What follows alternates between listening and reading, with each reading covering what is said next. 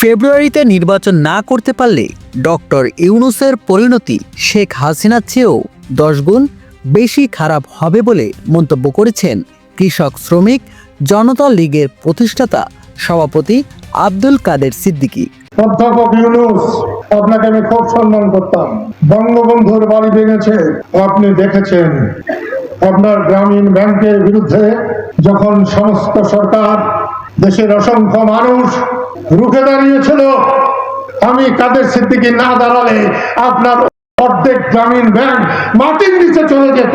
আপনাকে আমি অনেক বড় মানুষ ভেবেছি। আপনার 1 বছরের শাসনে আমি সেটা আর হৃদয় থেকে ভাবতে পারছি না। আপনাকে আবার আমি অনুরোধ করছি, ফেব্রুয়ারিতে ইলেকশন না দিলে আর ইলেকশন করাতে না পারলে শেখ হাসিনার চাইতে আপনার পরিণতি 10 গুণ খারাপ হবে। নেয়ামুন নাকিব, বাংলা নিউজ বাংলা, ঢাকা।